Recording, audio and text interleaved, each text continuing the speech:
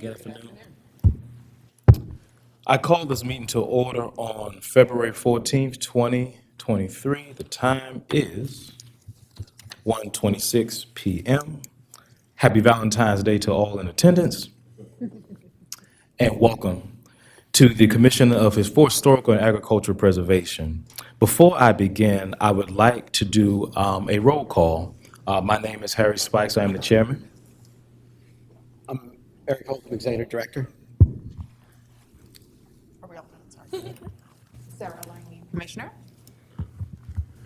John Bullock, Commissioner, representing Baltimore City Council. Nicole Battle, Commissioner. Peter Mortal, Commissioner. Paul Lynn, Commissioner. Gary Rodwell, Commissioner, representing the Coppin Heights Community Development Corporation and Baltimore Heritage. Myra Mendeleev, Commissioner. Jill Dennis, representing the residential real estate community. Kate Edwards, representing the Baltimore City Department of Housing and Community Development. Catherine Good, Commissioner. Garrett Power, Commissioner. Ann Powell, representing the Greater Baltimore Committee. CHAP staff. Tyree Sharvey, CHAP staff. Stacey Montgomery, CHAP staff. Thank you for all in attendance. The CHAP mission is to enhance and promote the cultural and economy of Baltimore through the preservation of buildings, structures, sites, and neighborhoods that have aesthetic, historic, and architectural value. The goals of CHAP include preserving historic architecture and monuments, reclaiming broken neighborhoods, preventing demolition by neglect, and integrating our city's past into its future. Just for a few housekeeping rules, our agenda for our hearing is outside. Also, there is a list that we have for the topics that are on our agenda. If you wish to speak, please make sure that you put your name on the list. Also, we usually give 2 to 3 minutes for people to speak. When you see me throw the gavel up like this means you've got 30 seconds left. And then after that, you are allowed to go back to your seat and still stay in and listen to the hearing. But when you do come up, please give us your full name so that it is in the record for our hearing. I would like now to make a motion to waive the meeting of the minutes. I have a change. I have to wait. Right. Okay. Oh, the change is approval of minutes. I wasn't here. So it says 4 minutes and then that I was here. Thank you, Nicole. Appreciate that. So that was our correction to the minutes. Are there any other corrections or additions that need to be made to the minutes? Okay. I'd like to make a motion to adopt the minutes. Do I have a motion? So, move to waive the reading of the minutes and then approve as noted by Commissioner Battle. All right. Second. All in favor? Aye. The ayes have it. Thank you. Minor work applications and due process and review procedures. CHAP reviews applications in conjunction with the building permit process of the permits section of the Department of Housing and Community Development. If a building permit application is filed prior to historic design review, the application is placed on hold pending completion of the CHAP review process. The review process is completed by issuing an authorization to proceed. This historic design review process is in addition to other applicable laws and regulations and does not diminish the force of urban renewal plans, buildings, codes, zoning codes, etc. It is the application's responsibility to comply with all applicable laws, regulations, and codes. Proposed projects are reviewed prior to issuing a building permit. Applicants must comply with the Baltimore City Historical Preservation Design Guidelines in planning and executing their projects. Design review considers the proposed work taking into consideration the historical and architectural character of the structure and of the immediate area. Applicants will need to clearly explain how their project complies with the design guidelines. Minor projects. In order to expedite the application process, the Commission has delegated review authority to the Executive Director for cases involving minor work.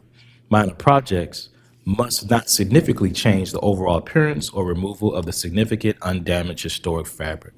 All minor work must clearly meet the design guidelines. Major projects. Major projects may change the overall character, appearance, and integrity of the structure. Substantial building alterations, demolitions, additions, and new construction are considered major projects and are reviewed at a public hearing. Interested parties should request a pre-development meeting in the planning department to begin the review process. An electronic version of all materials must be submitted to the CHAP staff at least 25 calendar days prior to the public hearing date. If the application is complete, the project shall be scheduled for a public hearing. CHAP hearings. At the public hearing, CHAP staff presents recommendations to the commission regarding the project. Following the staff's presentations, the applicant may make a presentation to the commission. Interested parties, including neighborhood associations, have the opportunity to provide public testimony. Following testimony, the commission renders a decision on the application at the public hearing. Persons aggrieved by the decision of the commission may seek judicial and appellate review in accordance with the Baltimore City Code. After an authorization to proceed is issued, the applicant may obtain a building permit. The commission's process is impartial, and staff comments are evidence that assist the commission in rendering a decision. I would like to ask for a motion to approve the final agenda. So moved. All in favor? Do I have a second? I'm sorry. All in favor? Let us begin. Number one on our regular agenda, we have 3818 Roland Avenue, a Baltimore City potential landmark. The request is to construct a one-story rear addition on existing one-story garage, forgive me. The applicant's first name is Sharon. Sharon, forgive me, I don't know how to pronounce your last name, but our staff is Ms. Stacy Montgomery. Thank you. And the applicant is Sharon Sychak for the owner. Thank you. All right, so that's 3818 Roland Avenue. It's a potential landmark with a full landmark designation pending. And the proposal is to construct a rear one-story addition on top of a one-story garage. So this is the site here. The building's located on the west side of Roland Avenue, south of Rectory Lane and north of 38th Street, on the northern edge of Hamden. If you're familiar with Hamden, it's a neighborhood that's largely composed of 19th and early 20th century row houses interspersed with other sorts of buildings. Immediately to the north of 3818 Roland Avenue is a tall apartment building, and there's a industrial building just behind it on Rectory Lane, and the parking lot to the south. So here we see an aerial view of the site. This is facing, west. See the site outlined in red, and the parking lot to the south. Facing north, facing south, and again, that apartment building blocks a significant portion of the building. And from the back, and this is where the addition will be located on the building. This is the building at the street. It's 3818 Roland Avenue from the corner of Rectory Lane and Roland Avenue. So the house at 3818 Roland Avenue is a two-story Renaissance revival style brick dwelling with a square brick bay projecting from the two-story facade, and it also has a two-story wraparound front porch and several different bays, both frame and brick bays. There's a bracketed Italianate cornice and a simple lower cornice on the facade. So the house has also, it was originally constructed as a brick house and then outbuildings, but as we go through along Rectory Lane, you can see between the brick historic house and the brick garage, there's a sort of frame sided structure, and that was built as a connector later to connect the historic building to the garage when this became a funeral home, because it's spent much of its life being a funeral home. And then this is the garage where the addition is proposed to be constructed. It's a flat roof, two bay garage that was constructed after 1954. There's a record of a demolition permit to demolish a previous garage on this site that dates from 1954. So this was constructed after that. And here you see the alley just behind the building and this sort of more industrial building just behind it. This is the view from the parking lot. Part of the addition will be visible on this side as well. So just the property history here, you can see a Sanborn map from 1902 where we see you see the brick building. The building was much larger. The industrial building was not there. There was a stable. The lot was a lot larger. And then this is from 1914 to 1951. You see the previous garage, which wasn't set right on Rectory Lane, or right, sorry, not right on Rectory Lane, which wasn't set right on that alley. It was set closer to the house. So this is a different garage behind the building. The building this has a 1 and an A. That's an old garage. All right. So the background on this, let me go back one. And Councilman Ramos introduced a landmark designation for this property back in August of 2022. And in September, the commission approved the potential landmark designation. And the next month in October, the commission approved the landmark designation of this building. And because the city council bill, Council Bill 22-065 had been introduced to landmark it. And this was supposed to be heard last Tuesday. The landmark designation was to be heard last Tuesday at the city council. However, it had to be postponed due to some technical issues. So we're hoping that the full landmark designation hearing will be rescheduled soon, but it is in that process. But since it has the potential landmark designation, it has that immediate but temporary protection on it and allows us to do this review of this addition. So the proposal. The applicant is planning a full rehabilitation of the building, which mostly meets the CHAP design guidelines. There are some smaller items that the staff is going to address with the applicant. They're also applying for the city's historic tax credit. The proposal includes the construction of a rear addition, which is considered a more major project and therefore requires the commission's approval. And because of the visibility from Rectory Lane and the parking lot, it's coming to the full commission rather than being a consent agenda item. So the proposed addition is a 950 square foot frame addition above the 1-story garage. The proposed addition will be clad in hardy plank siding with a smooth finish, and the proposed roofline will follow the existing low-sloped shed roofline of the frame connector between the historic brick house and the garage. The windows on the addition will be 1/1 double hung to match the predominant pattern on the house. On the Rectory Lane elevation, the windows will be wood, and on the south and rear elevations facing the parking lot and the alley, the windows will be a low gloss vinyl, and there will be AC condenser units placed on the roof. So here we see, this is a view from the parking lot to the south, and the addition appears a bit larger because also the frame connector between the historic building and the garage is also being re-sided with some of the hardy siding. So it looks larger, but it's actually just the piece that's over the brick garage, and you can see the mechanical units on the roof. This is the rear. There's 2 windows on the rear. And this is the view from the street. And this, the floor plan, so it allows for 2 additional units. And the roof plan. So the application of the guidelines. So staff applied, So staff applied the following guidelines from the Historic Preservation Design Guidelines 1.18 alterations and additions, which are listed here.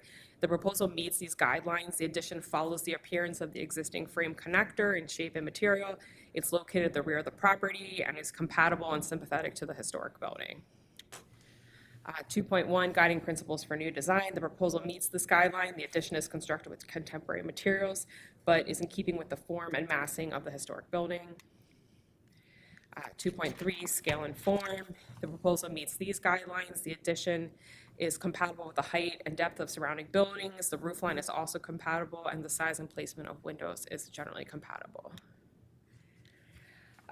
This 2.4.5 roofs, it's a low pitch shed roof, so it would meet this design guideline.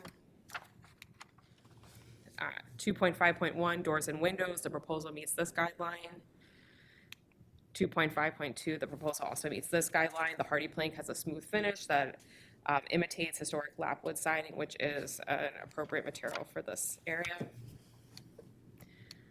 So the analysis is that the proposal meets the design guidelines. The addition is relatively small, is located on the rear of the property, and is compatible with the historic building. The existing garage and frame connector are not historic, so placing an addition on top of these and behind the connector would not impact the historic character of the building.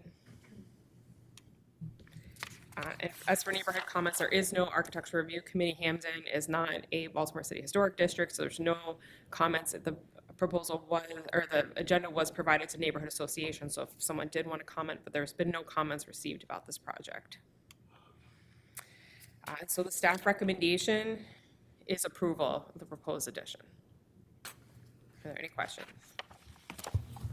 Yes. Stacy, thank you. Any questions for Stacy? I do have a question. Sure. What is the existing material for those additions, the previous additions on the sides? So What it's kind of a, plank? it's like I think it's asbestos shingle. So this building has brick on the front facades and some of the primary, historic elements, and then it has shingles, siding, potentially asbestos, and then it has some exposed CMU also on the north side. Yeah. And so the CMU is being painted. A question, Mike? Thank you. The color, is it a gray color that they're proposing? Is that what I saw in the I think it's a like materials? sage green color. It doesn't match anything though. Well, they're gonna repaint, they're repainting all, repainting it? the whole, Okay. like I said, the whole house is being rehabbed, so they're gonna repaint all the trim and things like that. Okay, And that color would meet the guidelines as well. gotcha. Thank you. So not really a question, just a statement. You guys have heard me say before, I live just a couple blocks away from here.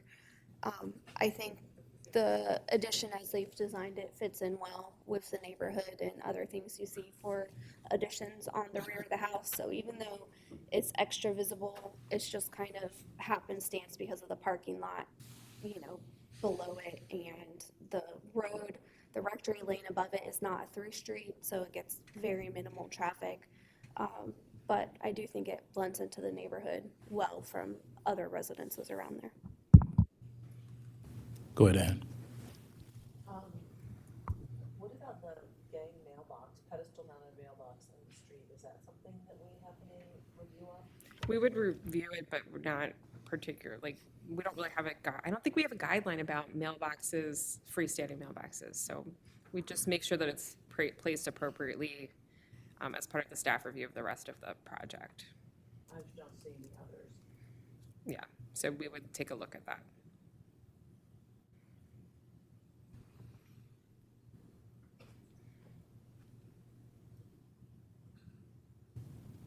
Okay. Does anyone else have any questions for Stacy?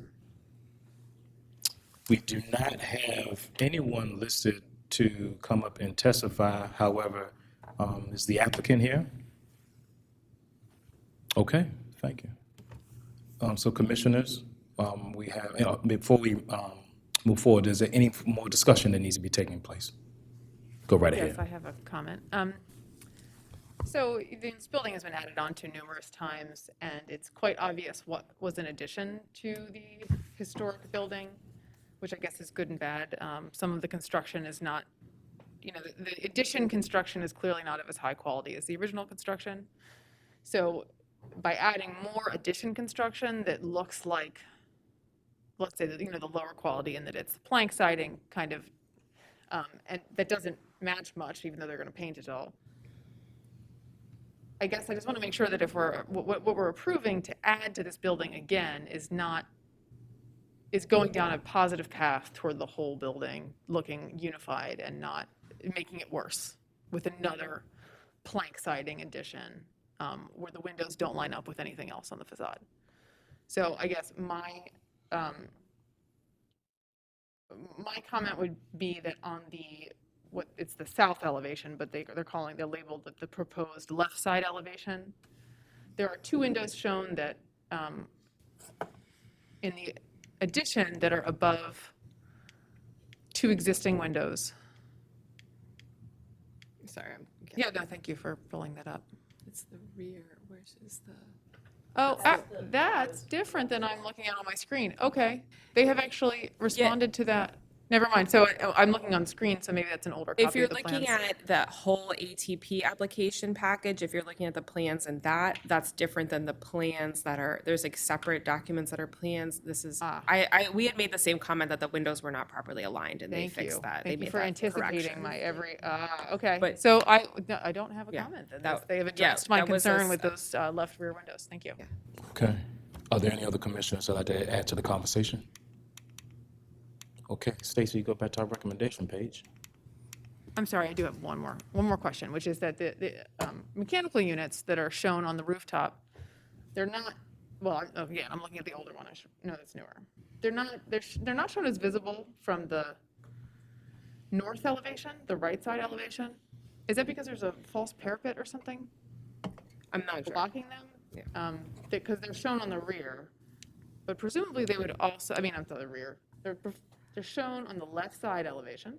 Sarah, it's they don't show not, up on the right it's side not shown in here, but from what you can experience on the site, on the south side, there's a parking lot, so it's pretty open. You can get pretty far back versus on the north side, there's a small street, Rectory Lane, and then there's a big apartment tower.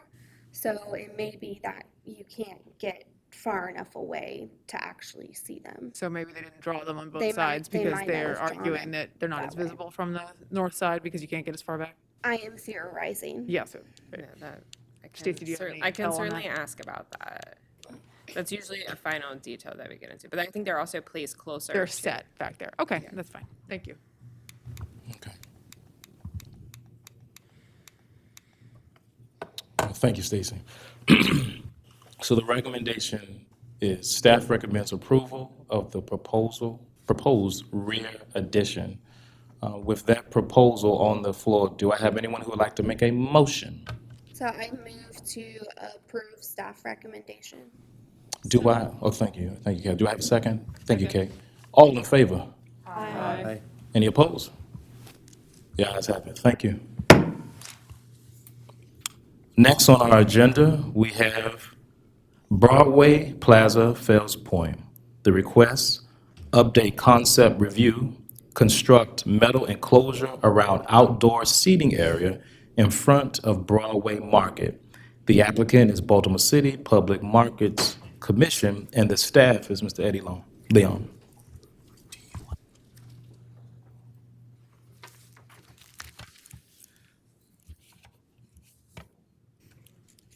Mr. Chairman, Commissioners, I believe we're scheduled for 2 o'clock for this item. Thank you. Do we have Baltimore City Public Markets Commission? Are they here? They're also on 2 o'clock, they're waiting. They were Okay. anticipating it coming in earlier. Gotcha. So what we can do, I think what we can do, we can make a. We may not have everyone here before they were scheduled on time. Thank you, Eddie. Yeah, that's what I was going to suggest. So Eddie, what we'll do, we'll take a break for 10 minutes to 2 o'clock to give the applicants opportunity to be here. Thank you.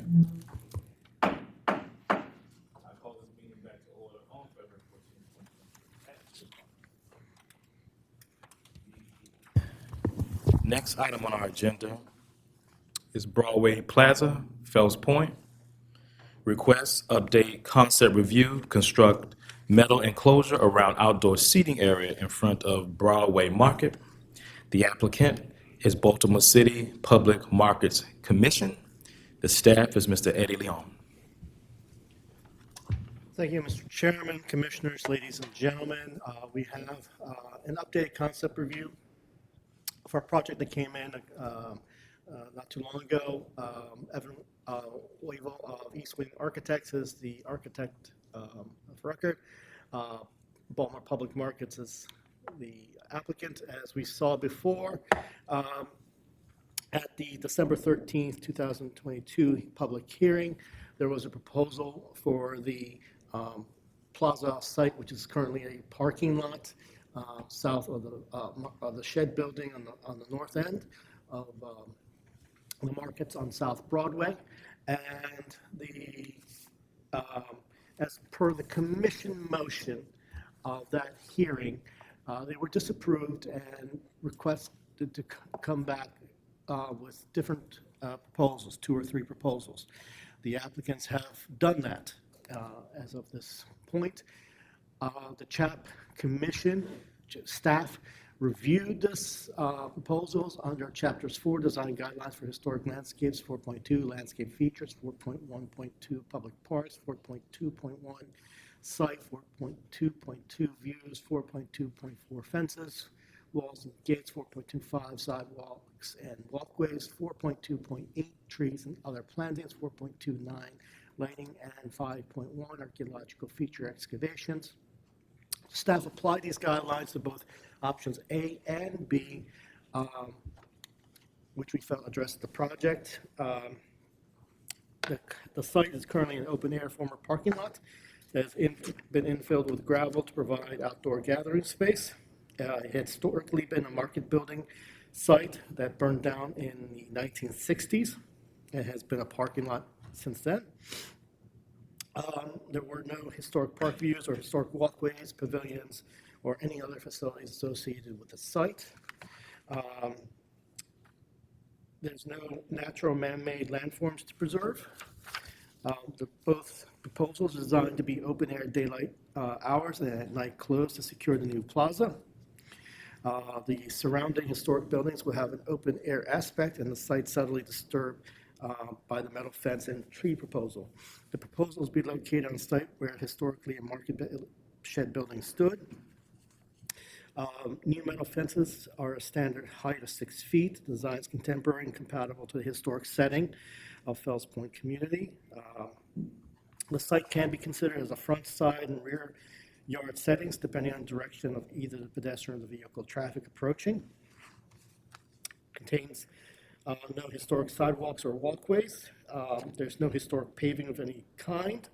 The proposal will use new granite, brick, and concrete materials and will be ADA compliant. The proposal will now introduce trees where historically there were none. Trees provide shade during fenced-in area during the day. The proposed lighting indicates that the lights will be located within the enclosure and spill out through the metal fence in the evening. Plans do not show how current historic styled street lamps or traffic street poles will be located in and around the site. The site is located in the Fells Point Historic District and may yet contain some archaeological remnants from the market shed area or earlier. This was the previous proposal presented in December of 2022. It had pulled down large, tall wall enclosures. The commission reviewed it, did not feel this was the appropriate design for the site. The applicants came back with 2 proposals initially. Option A, which is this option as seen here, includes trellises at the front and open side gate areas and hanging round light features. And option B, which included an arch entry on the south end, decorative fence walls that also opened up to open up the central area. Trees, of course, in both plans, and this one had string lights filling in the interior. The plans for option A included large open room spaces, allowing for different occupations and activities to be found within the site. A decorative fence post. Option B had the decorative Broadway Market archway and gate enclosure. This also included spaces within it that allowed for some separation, but also some unity within it.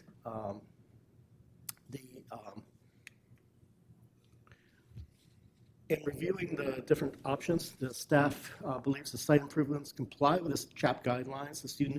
The new sidewalks, walkways, and concrete pads are an improvement to the former parking lot area. New lighting and tree plantings also meet the guidelines, provide benefit and for the underutilized space. The contemporary design elements of the metal fencing meet the guidelines, are compatible with the late colonial and 19th century historic fabric. Some potential archaeological resources may be disturbed during the construction of the site. CHAP staff, working with urban design architect staff on the Department of Planning, reviewed and made recommendations based upon the CHAP guidelines of the both designs that were submitted in the timeframe as prescribed. The staff believes that the combination of both plans is ideal for the site, meet the guidelines, and creating a new park space within the historic district. We believe that option B has a better plan for flow and access through the site.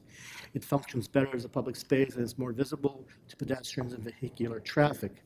The fence style, option A, should replace the fence in option B, as the design fits the historic context better. 4 feet of the trellis entry from option A should be incorporated to the entry design of the gates in option B.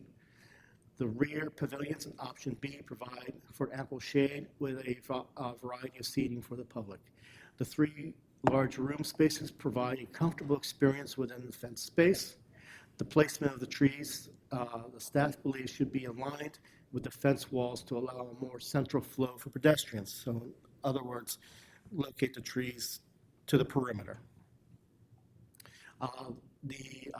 The lighting from option B is better suited to the area and will allow for more uniformity on the site. This is the lighting plan of option A, which included a circular lighting that hung within the site. This is at nighttime with the other hanging lights that were strung through the middle of the proposed plaza, and we felt better conform to the site and the surrounding community. Neighborhood comments. The committee supports the proposal and has made recommendations that closely match the staff recommendations. The committee made several recommendations regarding the overall design, such as the tree heights, parking, and signage regarding the history and site. They specifically recommended addressing the visibility of the market building and providing clear view and access aligned with the market entry from the south. Landscaping, especially tree selection and planter bed heights and location, should be reconfigured to allow circulation through the space while continuing to define the outdoor rooms. As a result, the architects diligently incorporated the recommendations from both planning staff, CHAP staff, and the ARC committee, and have come up with a third proposal, which incorporates many of the points outlined in the recommendations. This came in afterwards. This is an example of the gate area that shows the option B gate, but the option A fencing, for example. The pavilions in the rear also are reflective of being used from option B as originally proposed, but include the continuation of option A fencing, which we felt was very appropriate for the neighborhood. And here is the concept proposal of the revisions, with the exception of the lights on the poles of the fencing. Staff believes that the proposed third option, which has come in after the staff report was written, would comply and meet staff recommendations. Staff recommendations is to recommend concept approval of park improvements with conditions. 1, incorporate fence style from option A to option B. 2, incorporate trellis from option A to option B, south entry. 3, relocate the trees from the central area to the sides. 4, retain the rear pavilions and lighting from option B. 5, conduct a phase 1 archaeological study of the site. And 6, return to staff with final design. Thank you. Eddie, thank you. Commissioners, do you have any questions for Eddie? Yes. Kate? So I know that your staff report mostly was done before they gave us option C. Correct. So at this point, would the recommendation be simplified to maybe just taking the lights off of option, to accept option C minus the lights? That could and then conduct the phase 1 archaeological study of the site and return to staff with final design? Mhm. Okay. Simply put, yes. Yes. Margaret. Had a couple questions. On the plan, I saw it called out that there were going to be some planters with vines along the fence. I didn't see vines in the perspective renderings. Are they still proposed in these? They were being proposed, they just weren't rendered. Okay, I just wanted to check, because that relates to another issue. So first off, I just want to say that this design is a lot more improved from the initial Core 10 steel one, so thank you for that. But one thing is, I was looking some more at the CHAP tank site, and so now I appreciate that the fence is lower, but now we have this long expanse, and so one comment I had was maybe breaking that up a bit. So the vines would serve to do that a little bit by adding a little bit of green, something soft. And like the CHAP tank, they had some brick piers. Not to say that it needs to match it, but that's just a way to break up the rhythm a little bit more. And also relating to the comment about lights, at the CHAP tank, the brick piers had lights that match the historic pedestrian lights, so that's another way of maybe addressing that. So I think this is much improved. There's some ways to maybe improve it a little bit more by responding to the relationship to the outside streetscape, because how it relates inside seems to work well, but it's just breaking up the rhythm a bit so it feels more integral with the market rather than something that's tacked on at the end. Okay, Powell.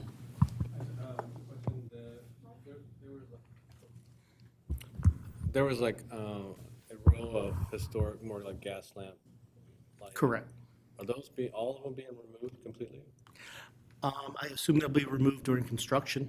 But they're not coming back. I do not know the program on the existing, streetlights, but the architect can answer. Can I speak?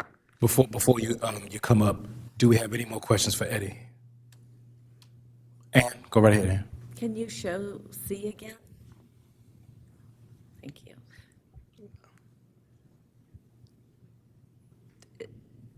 So I'm sorry, do the gates on the Broadway side open in, okay, that's C, okay.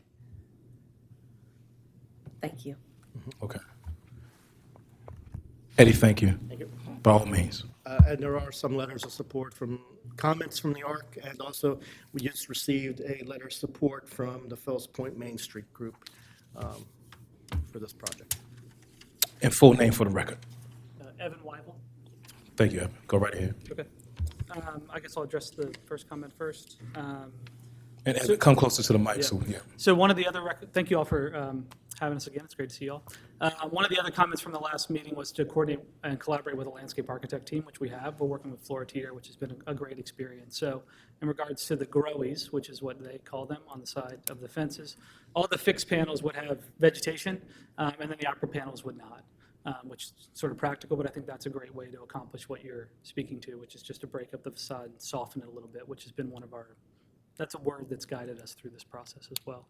And then Kapow, in regards to the lighting, right now, our proposal at least, is to remove those lights, which would need to be done to repave and things like that.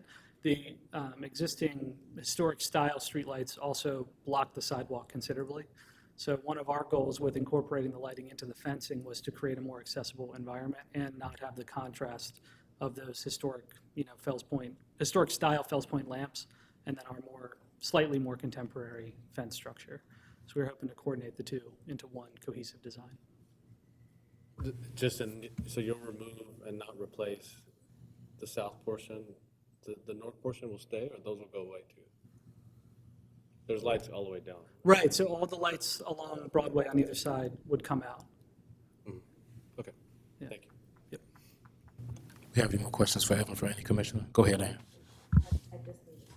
Okay. Yes. Kat, okay. So the staff recommendation is to remove the lights from the posts. Would that then, with those other lights going away, now not have enough lighting? Would we replace it in some other way? Our proposal has more lights than are currently there. There's a lot of street lights there, but we actually have more than is currently there. So you think if you took out the fence lighting, the lighting that's on the poles of the fence, it would still be well lit enough? Good question. I mean, somebody designed that lighting plan for the sidewalk, so my assumption would be yes, yeah. And then we still have lights on the interior of our space to light that. Yeah. Ann, you. Correct. Okay, now I understand what's going on. So, I, okay, my first question was, do the gates on Broadway slide open? Yes. I don't understand how planters are integrated into the fixed sections if the sliding panels are sliding behind them. So they would stack, there'd be space available for the, for the vines to climb up the fence panel. I don't, is there a plan that I can understand that? Because I don't understand that in plan. There's a fairly significant package of images that is not being shown currently. Do they slide in front on the sidewalk side of the fence? They slide behind in the interior of the space so they don't encroach onto the sidewalk, into the public way. So then the vines can't grow up the fence because the doors are moving into the vines all the time. Yeah, that's your question, right? Yeah. I suppose that detail could be looked at a little bit closer, yeah. I mean, I just want to be That clear kinda about what shows we're the getting. vines there. So if somebody's important with if the vines are important, they need a second armature because Unless the vines grow on the outside of the fence. Yeah.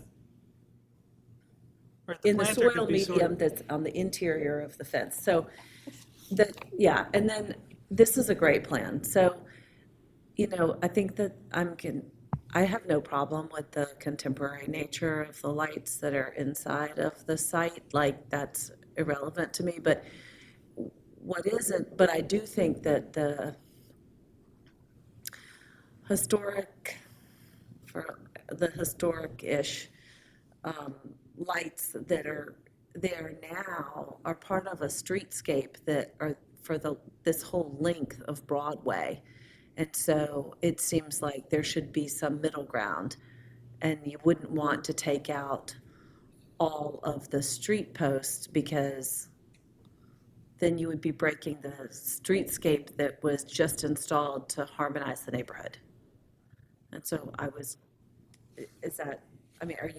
you suggesting that they come out for the whole block, or just, where's the scope of that they're coming out? Commissioner, if the staff could address what we would suggest on the lighting for this, is that we remove these LED-like straight pole lights and perhaps replace those with individual, more historically appropriate. I think it's important, I'm not going to suggest that because I don't think that that's necessarily important. Like, there's a rhythm on the existing streetscape for the historic fixtures. And what makes them successful is the fact that they are. Sure, is that in our package? Yeah. Can you pull up the aerial that kind of shows the posts along the block? Do you have that? I might not. Here's some. So they're in that relationship, like they're in the relationship by the car, they're stepping around this curb, but they're in that relationship on both sides of like there's just a formal relationship that they're set up in, and I feel like that it would be weird to, on both sides of the street, all the way up and down Broadway. And so it's strange to me that you would want to take that out. Now, at the market, there's a different pattern that's picked up at the market to the south, right? There's parallel parking, and so they disappeared for the duration of their parallel parking, which could be suggested here. And then they pick back up when the sidewalk broadens again. But there just seems there should be a deliberate attitude about it. And I think that kind of streetscape is really important in our historic districts. Peter, you had your hand up. Yeah, I wanted to kind of second what Ann's saying there. That rhythm's important, and I understand that they're obstructing sidewalk there, but I think the reality is the sidewalk's being obstructed by a handful of car parking spaces that are getting wedged in. So even with these gates open here, you're going to be funneled in this pretty narrow sidewalk between parked cars and a fence, rather than this being a really engaging public space. So I think if you're doing a big, tall fence like this, and you need lighting that we don't necessarily like the vertical modern lighting that was proposed, you could retain that rhythm of street lighting by eliminating those handful of parking spaces. You get more public space, that I think will be even more important if you all are fencing this thing off at dark. I think that's something that should be considered. Yeah, can we see the Catherine, section? go ahead. I mean, like the plan dimensions as well. Catherine, you had your hand up. So, a couple things.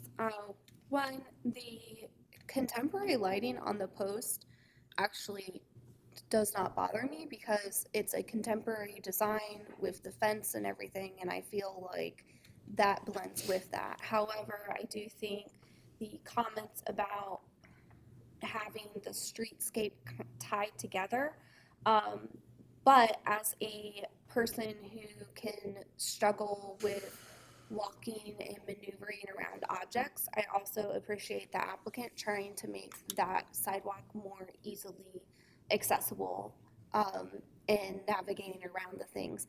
I also would say that 5 parking spots on each side doesn't seem like a lot, but for anyone who has been in this area, losing 10 parking spots, I feel like would be detrimental because the parking situation over there is always crazy. So all that to say, I think there might be a happy medium where the sidewalk is widened, that you could still keep the lamps in place, but where the sidewalk is narrowed, maybe that there's a different solution there. But overall, I also applaud and thank the applicant for their hard work. This solution overall is much, much better than what we saw initially. And then even responding from the comments from the A and B to get to this solution.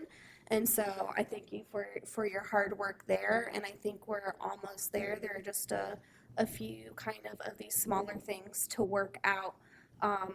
But yeah, from my perspective, I don't have a problem with having contemporary lighting for a contemporary space. But I do feel like we need some street rhythm. Excuse me, I'm sorry. I was going to just ask one thing to both of you. Eddie, correct me if I'm wrong. Was the concern about the lighting because it illuminated so brightly that it was affecting like the side buildings? Was that the initial concern? Or is this just a whole new concept that has no connection with the residents on the side? Yeah, the comment from staff about the lighting is the style of the lights Oh, okay. fixtures, not the direction they're spilling out, Gotcha. not the rhythm, not the frequency of where they're located. It's just strictly on the style of the lamp. Understood. Okay. Go right here, Mark. My comment is related. Just throwing an idea out there, but I was thinking if the light were taken from being above the fence down and incorporated as part of the actual fence itself, so like the light features as part of the vertical post, it would read less as a modern lamp that would contrast with the historical light, and it would also help to break up the rhythm, like we were talking about earlier, just the rhythm of that just long kind of monolithic piece of fence, although I appreciate that it's much more open. It's just something to think about, and I do appreciate not trying to encroach more on that narrow walkway. But yeah, I do reiterate, yeah, good job, this is very much improved. Good. Oh, by all means, Edmund, go ahead. Just a note on the accessibility issue, regardless of whether the existing street poles are there, we've narrowed our plan to allow for accessible sidewalks, which don't currently exist. That's what I think. Okay. So Evan, you were on our list as one of our folks to testify. There's another person. Yeah. Yes, sir. Oh, I'm sorry, I didn't see you. I apologize. Go right ahead. Not less of a question, more. Oh, go ahead, Kip. Comment, so I can wait till questions are done. Okay. And I want to pronounce his name properly. Ryan Klosky. Gloss? No, right here. Jenny Long. Jeannie Longhorn? Come right up. I didn't want to mess your name up, so forgive me. So when you come to the mic, please give your whole name. Thank you. You're welcome. Thank you. Good afternoon. My name is Jenny Longhorn. I'm president of the board of Fells Point Main Street. I'd like to thank you all for your comments and engagement. This overhaul is incredibly important to the community, both for safety and the economic viability of the market moving forward. So I know the Broadway Market Group is here today. They've been incredibly engaged with the community. East Wing has been receptive to all of the feedback from the community, as well as from your group. I appreciate very much the acknowledgement that removing any additional parking from the community would be detrimental, as we've lost between the parklets and the additional development in the area, we've lost approximately 130 street parking spaces over the last 8 years. I would suggest that more designated parking be made available to the vendors. Ultimately, this is a public market. This is Baltimore investing in Baltimore, and it is up to you how that investment is made. The ADA compliant elements are very important to a challenged area with very narrow sidewalks, so I'm very excited to hear the improvements that are being made there. It is currently an underutilized space. If you are familiar with the area, it's being secured at the moment with bike racks to minimize the use of the space overnight. But as those are only 3 feet high, they're hopped during the warm weather months that are expanding as it's 70 degrees tomorrow, so we may have the space used overnight tomorrow. My request, I believe you have a letter of support from both Main Street and from the Fells Point Resident Association, is this is needed as quickly as possible. With the overnight warm weather activities that have occurred in the community over the last 3 summers, this solution solves both a public daytime accessibility need, an engagement need for the community. We've lost semi-public open space to private development throughout the community over the last decade. This makes it much more inviting, engaging, safe to the community during the day and at night. And I am imploring that this project be able to move forward for the sake of the community and for the viability of the market for the vendors, as the market is the most economically diverse collection of business owners in Fells Point, and they are not having an easy time. So, thank you. Thank you. Are there any questions for Ms. Jenny? Thank you. Thank you so much. We received the sheet at 2:00, but Mr. Williams, we saw came in. Would you like to speak, or because you didn't get a chance to sign, so I didn't know if you want to speak. Yeah, I'll speak. Okay, you've got 3 minutes. Yep. Okay, I want to say thank you to the commission for hearing us out again, and hopefully we can proceed with this new recommendation. I do agree it's a lot better plan than what we had before. And Do me one more favor. Yes. Give me your full name. Oh, I'm sorry, That's Johnny okay. Williams. I'm operations manager for Baltimore Public Markets Corporation.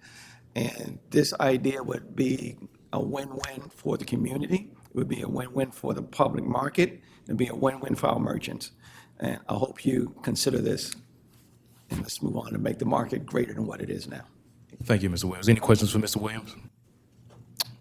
Mr. Williams, thank you. Okay. Thank you, sir. Back to discussion. I know we had further discussion before we get into our recommendations and do a final vote. Were there any commissioners that want to further discuss? Go right ahead. But click your power. Go ahead. Thanks for comment. I agree. I think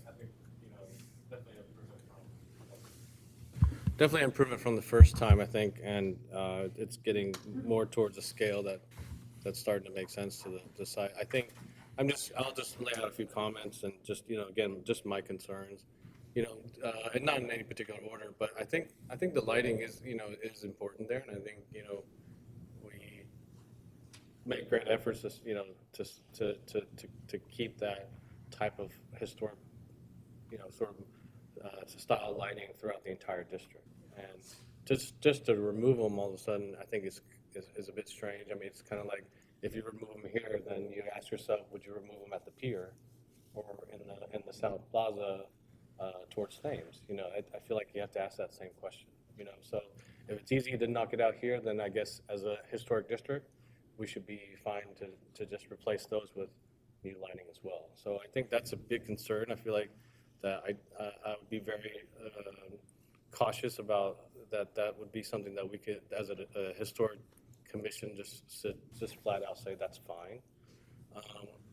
I think the similar effort in the beginning of the first phase provided more walkability around the building, and I think that effort should be brought to bear here again, because I think trying to imagine that space between parked cars and a, 6'6" fence and that sliver area is going to be something desirable to actually walk and actually imagine that people would actually use very well. And so, you know, pulling that curb line out, I think would fulfill the site's intention in my perspective. So that's, if you're going to do a tall fence, I think that has to be considered, unless otherwise people are not going to even encroach that area. And then particularly if you're trying to say there's going to be porosity on the side of the site, for me to believe that that's going to happen with that kind of dimension, I think is, first, I don't think it's believable, and second, I still don't feel the confidence that the markets will keep those side areas open. And so my feeling is the operability there is still, I think it just doesn't seem like it's something that it's realistically going to be used, and the only entrance that's always going to be open at any time is going to be that south, which is kind of a strange entrance anyways, if you think about it. If you look at one of the great case studies, I think, is Canton Square, and how you approach Canton Square is at the corners, because you have access from, east-west, not crosswalk, jaywalking south, across the street. So having like a very centralized feature seems to be a bit strange. Even in the case of the South Pavilion, it makes sense because there's a plaza south of that. The last thing I'll say, two more things I'll say, and I'll shut up. The fence again. I think it's unfortunate that we're still trying to privatize public space, and I just don't have the confidence that these things will be open, and when they're closed, they're going to be closed a lot. I feel like you're not going to have this, particularly when it's operability. There's a lot of maintenance to that, and there's a lot of, particularly sliding mechanisms, there's a lot of maintenance to that. So I just feel like that I'm afraid that this will go to the wayside, just like in the South Pavilion. The South Pavilion said, we're going to make the side doors operable, and they've never done that. So I think we're going to fall into that same issue here. Again, a great example is Canton Square. They've done that. That park is done well. It's very inviting. It has a 4-foot fence. Again, I asked that same question. If we're okay to put a 6-foot fence here, then we're okay to put a 6-foot fence around the park facing Thames. And we should lock that thing at night. So my position would be is that if we're thinking forward and we're trying to understand that something that would be well suited for the district in scale and proportion, that fence should be a smaller fence, and it should be lower. It should be inviting. It should be promoting, urbanity as opposed to shunning it away. And there's other ways to handle that. Lastly, just the trellises on the south. I think if you go to the trellises that are kind of angled and they're wood, I think those could be simplified. I think they're a little bit out of design. They seem to be out of place. So I would promote something that's a little bit smaller and just a little bit less. I don't think they even should be at an angle. That seems to be strange compared to what is actually there now, not necessarily harking back to what was there before. But otherwise, I think the landscape design, we need it. I think there's a comment, Art gave a comment about meandering, so I think that's something to think about. It does seem like you're walking into the center and kind of meandering. Again, I'm assuming, I'm just making the assumption that the side gates are never going to be open, so you are going to be essentially meandering to the south door. So, but those are my comments on it. Okay, Bob, thank you. Sarah, you had your hand up as well. Yeah, thank you. I know that we're throwing a lot of ideas out there, but I just wanted to make a couple of comments. A couple of features from option A, which I thought were successful, which didn't carry over into option C. One was the fence color, the green color that was in the renderings, which I think might be the same as the New York City Parks and Recreation color. But to me, it speaks of public park land as opposed to the black, which is in keeping with the kind of industrial aesthetic, but the green softens it nicely, so I was sad to see that go away. And then in option A, there are a few instances where, and Eddie, I don't know if you can go back to an image that shows us, but where there's a planter where the fence sits in a planter on the side. And I thought that did a nice, yes, but the daytime option would be better if we could see it a little more clearly. And I think that first of all, it reduces the height of fence. That shows it. So in the middle portion there. So, and it also breaks up the long length of fence, as Commissioner Mendeleev mentioned. So I thought those are successful and might be worth considering along with the operability of the gate and the vines and all that. Catherine, you had your hand up. Yeah, so I just wanted to remind, or I guess bring into fact something that our fellow commissioners brought up multiple times, which is, how much are we specifically talking about how it interacts with the historic environment and how much are we redesigning their space. My understanding, and correct this, Eddie, if I'm wrong, this is a private property, or is it public property, or is it? It's public. It is considered, it's Yeah. considered public property. Yes. Is that correct? Quasi-public. Okay, just because the question for me that I think Compound brought up is, closing in public area, and I was thinking that it was private. So I understand where you're coming from now with that. But at the same time, we do have even the neighborhood saying we would like the area to be secure. So I don't know how you enclose an area without enclosing an area. So maybe it's correct that, a shorter fence or something like that. But I feel like in order to really secure the site, at some point you're going to have a gate that closes. And so I understand the hesitation because a lot of times functionally those things end up staying closed. But short of having a wide opening that's always staying open, I can't think of another way to address that unless somebody else has an idea. So you're going to end up with some gates somewhere. And I think having the several options there is a good way to be able to open it up and do that. Now, functionally, are they going to follow up on that? We don't know, but we also don't have the power to kind of enforce that.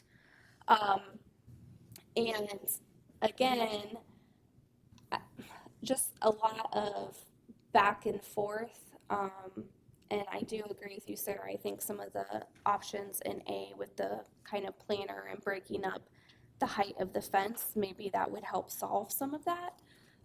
But we're hearing clearly from the community that they want more security on the site. And so I do think we need to take that into consideration. Go ahead, Garrett, you had your hand up. Oh, here you go. I'm reminded of the difficulty of planning by committee. And we presented here a number of legitimate trade-offs, many of which can't both be accomplished. And people here have different views, legitimate views. But I think this cannot be the form that can lead to a rational discussion and a coming to closure on how we might accomplish the trade-off conclusion we come to. And I don't have an answer to our procedural problem, but I think the exercise we're now engaging in is not a very effective answer in coming to closure with respect to trade-offs. Thank you. And Okay, so I think we need to kind of step back, and I think that there have been some good things I completely said, and I think it's completely legitimate that we don't want it designed by committee. So I think there's some overarching things that we can say that perhaps we could coalesce around. And I think the issue of, and I think that they're very big and important issues. The lighting and the integrity of the historic district is very important. Any of these things become chinks in the armor, right, and start to degrade the characteristics that make good public space. I think that the fence being open or closed, or its height, is very, very relevant and important to state as a group. I live on Mount Vernon Place, and there are fences that provide a limited access, but it's open 24/7. And that's, lots of stuff happens out there, but it's a public park, it's a public space. The dog park is unlocked all the time on Howard, like, I don't know where we want to start layering in that level, and I think we can say something about that. And I think that it's really critical that you are able to get between a parking meter, so put the lights and the parking pay stations are in the same place. As a community, we should be able to take a stroller through between a parking meter and the next obstruction, or a wheelchair. So I feel like that the ADA is legitimate. So, I think we could respond. I could frame a motion that would respond at that more general level of people. Hold on one second, Kate. I just wanted to say a few things. I agree with a lot of what you said, and a lot of what others have said, but, I hope that they do keep it open, because I think that this looks a lot better. Before, it felt more like a cage to me, and this feels much more open, but I do think having the fences actually open during the day will make a big difference. If they keep it closed, it's not gonna feel that way. Yeah, so I think if there's some way that we can, I don't know that we can tell them you have to keep it open a certain amount of hours, but if Just there don't is- allow gates. Don't allow gates. So- Just keep it open all the time. Yeah. I mean, I was okay with potentially closing it at night or something like that, but, Which I don't think the community wants to have it just open all the time. yeah, I think another thing, I think that security and fencing is not synonymous, so you can have security without closing off a space completely, but that has to do with having some eyes out there or having some other way to keep security other than the fencing. I personally like the black fencing over the green, but, we don't have to get into the colors. But, and then I think having some of the historic lighting maybe on those wider spaces or somehow incorporating that. I don't prefer the lighting on the fences. I agree with staff on that one. Okay. Evan, you were coming up, you wanted to say something in reference to some of the comments? Yeah, I think, the lighting issue, whatever you guys decide is fine with us. I don't think we have bigger fish to fry, so to speak. I think as far as the openness of the gate, I think for the markets to keep it closed is opposed to the very concept of the project itself, which is to enhance the market, right? So I think for us as architects, we've engaged the community, we've engaged the vendors, we've engaged customers, right? Residents, businesses, et cetera. There's a lot of people involved. Our client is Baltimore Public Markets Corporation, and to them, this enhances the mission of the market, which is to bring people in. So closing it off would be in opposition to that mission itself. I think of some of the aesthetic stuff I even agree with. We presented, I think the most recent package actually has 2 pavilion roofline options, which was our sort of the task we were given from the last hearing. So we're sort of comfortable with either. I certainly have a favorite, but again, they're for your consideration. I think Capel's comment about the south gate is an interesting one too, that we actually see the sides being the main point of entry, because you would have to sort of jaywalk diagonally across a pretty fast-moving street to get to that south end. I think that's more of a symbolic gateway, but we feel that people are mostly going to, sort of come in from the sides diagonally either way. Yeah, and I think back to Johnny's comment about it's a quasi-public space. We attempted to, it's a quasi-public entity. Our goal was to create a quasi-public space. And I think anything with operations, I would defer to Johnny and the markets team. If the only thing I was going to ask is just to hear your comments about the height, because after just listening to what Powell said, I'm thinking just in Maryland, virtually Maryland, when I see open spaces, I don't see really, really high gates. Yeah. I see relatively medium-sized or low gates. So I write that too. So I just wanted to ask you, just from your perspective, at the bottom we have it has returned to staff for final design. So I by nature, based upon what Commissioner Garrett said, we we do our best not to get into design, but we do our best to give recommendations. I just wanted to get your thoughts on just the conversation about height. Well, I think to take a step back, this wouldn't be the first public space that is closed at night. Beaches close at night. Many public parks close at night, whether there's a fence or a sign. Many parks do have fences, and I understand, I mean, I live in the city too. I love that there are public spaces that I can access at any time, and that's part of the vibrancy of city life. But this isn't unprecedented, that we're attempting to secure a park after it can't be staffed or manned or part of the business. So as far as the height of the fence, I mean, obviously coming down from over 10 feet to 6 feet was so it feels like a big drop. I understand what you're saying. We're trying to keep people from being able to hop over it, which I think at a certain point gives them security to people that go inside when it's not to be open. I think we're open to all suggestions. I think we've been pretty good about that with the numerous people involved in having voices here. I feel a 6-foot fence sort of is in line with a lot of what you see around the city as far as normal permits and things like that. So that seemed like a nice human scale fence that still provides security. Okay, I want to bring it back over to the commissioners because we've got a lot to cover. But before we do that, is there any more comments, any more questions that anyone would like to share? Okay. I do know that, Eric, you wrote down a lot of stuff. So I wanted to give you an opportunity just to run through that in comparison to what we have as a recommendation. I think, yeah. Go. To ask if perhaps Commissioner Powell could state. Okay. Or I more don't think we generally. have to hit everything. Yeah, I That's don't the think we point. even I want mean, to. I think it's important that we don't. Okay. I do want to give Eric the opportunity to jot down some stuff for the record so that we have it, okay? Go right ahead. Thank you. There was the idea of changing the recommendation. This comes from Kate Edwards, that approve option C with conditions, and we could talk about those conditions. There was talk of removing the lights on the poles and also to talk about the lights on the outside of the historic poles. That was very important.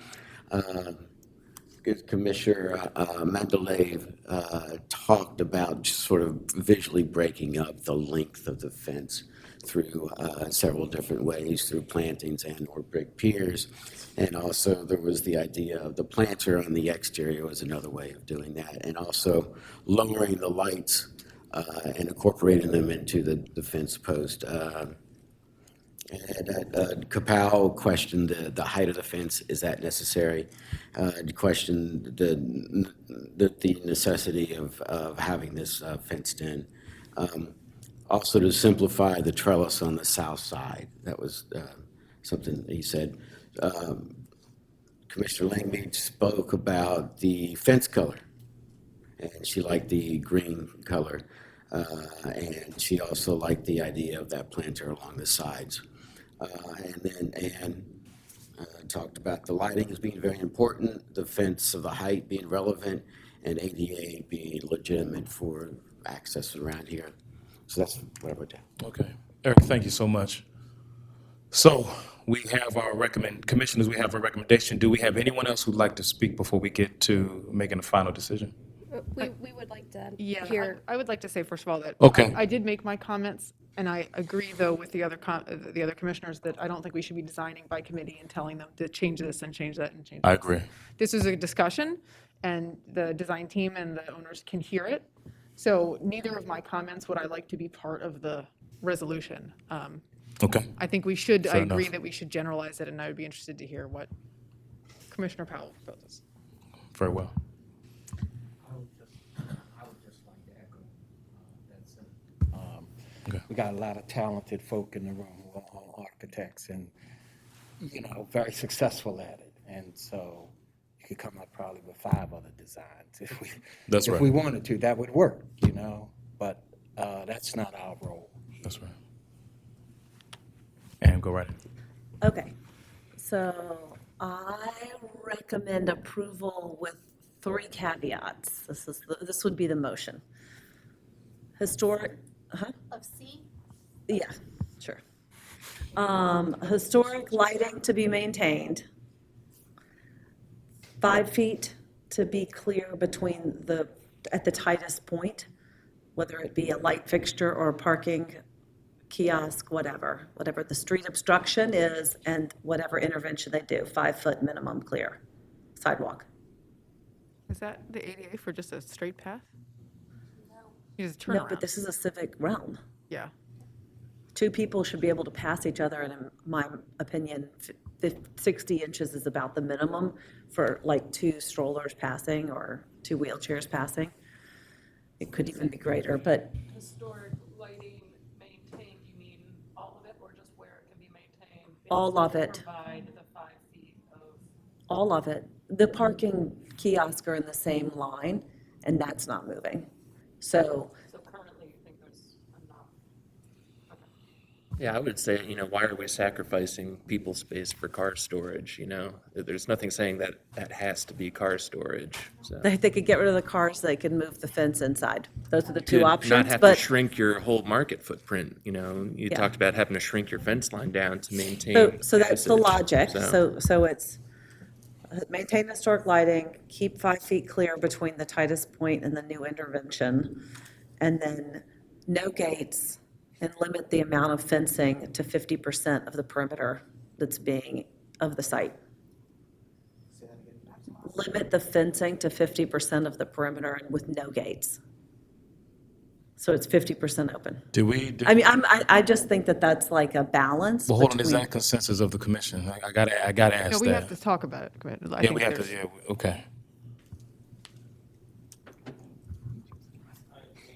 Go ahead, K-Pop. It's a bit of a double-edged sword. We're starting to, as Commissioner Powell. Hit your mic, K-Pop. That's okay. Starting to pick on design things. And yeah, I agree. I totally agree. You've got to set Yeah. a threshold. Right. Believe me, I'm behind you. I got you. But I'm just thinking, I agree with Commissioner Power, like, this can't be a design by committee. No. But I think, I don't know. No, I'm not saying I have a better alternative, but I just feel like there's so many things on the table that I feel like, again, I haven't seen an option that's viable yet, still. So instead of saying, hey, do this, it is up to that design team and the developer team to figure that out and come back with a viable solution. Thank you. Cap. I think there have been several times that's been pointed out that lowering a fence height creates a sense of openness while also providing security. So in my mind, if we look at lowering the fence height again, and I know it's been substantially altered since the initial proposal, that will still provide a sense of openness while also being able to provide site security, which, as they have mentioned, yes, you can see all sorts of conditions with public spaces across Baltimore that are open, that are partially open, that have gates, that are controlled access. I mean, it's all over the place. I don't feel like you can say it's one specific solution across all your public, kind of civic or park-like space across Baltimore. And the reality is, in this area, we know that they have had specific security issues multiple years in a row, and the community is concerned about that. And if we push to have a certain amount of space open without being able to secure it at night, and these incidents continue to occur, then does that mean they would have to come back to us in the future after something, tragic happens? And I just want to, I'm getting a little, far out there, but I think it's something that we need to think about, that if we force them to have completely open space, that it allows anyone to come in at any point in time, and they have specifically had repeated incidences that needed police presence to help control and keep the neighborhood secure. And they're trying to balance that. So in my opinion, saying you can only have 50% of the site covered with fence is taking it a little too far, but I do feel it's reasonable to say shorten the thing by more. because that still gives you a clear boundary, So, making it more open. Catherine, thank you. So I'll say this, it appears to me that we have had a lot of conversation in regards to height, security, and lighting. And so the question is, with the recommendations that that are given, do we have enough information to render a decision today? Our number 6 item says return to staff with final design. So I want to make sure that would we be premature in giving a decision, X decision, whatever decision is, with all the information that we've articulated amongst each other? That's the question I want to pose to the commission. I think if they Come can, back to the commission, we could approve, what are we at, concept? Yeah, we could approve concept and have them come back to the commission for final design. Which I'm not opposed to, but I just want to make but are sure we that going to I give have them a guidance? I mean, consensus. And Yeah, what with is called some of the concept things or that we? you said, but maybe, I don't know what the consensus is on the fencing and the Right. 50% Right. open and stuff like that. I think we're kind of split on that. It doesn't sound like we have a consensus on the concept piece. We don't. That's why I posed what I It posed. seems like if we come back, we're gonna Groundhog Day. Well, I mean, I think I also really heard the not wanting to prolong this. So if there's an opportunity for us to approve it, I would encourage us to try to do that, but. Right. Thank you, Kate. But I just wanted to do that. Mary, you wanted to say something. We're going to give you one more opportunity, but I got to go back into session. I just really am grateful for your perspective. I can't stress enough the public security concern that is being left open here. So I understand the contraction of public space. I understand what the perception of this is, but I really need to speak to both the Broadway Square and Thames Street Broadway Square are currently closed off entirely by bike racks. So Baltimore City clearly sees a need for security in this area, and they've implemented the resources that are currently available. Baltimore will make one investment in this solution one time. So we will not be able to come back to you after the next public shooting to solve this problem then. So we have, yes. I do not so you're telling me that down here? Yes. There are. The entire square is surrounded by bike racks right now. Yes. I'd be glad to share. I know, when I see them, I don't know that they're not there, when they're there. You know Sure, what I'm saying? absolutely. I see Yeah, them because all they're this tall, they're impeding access. Baltimore City Police, I had them, Vehicular access, 'cause this has. no, it's for pedestrian access overnight. It's both squares. I had them removed after the weekend after Halloween, and BPD re-implemented the weekend before New Year's Eve, and I cannot get them removed again.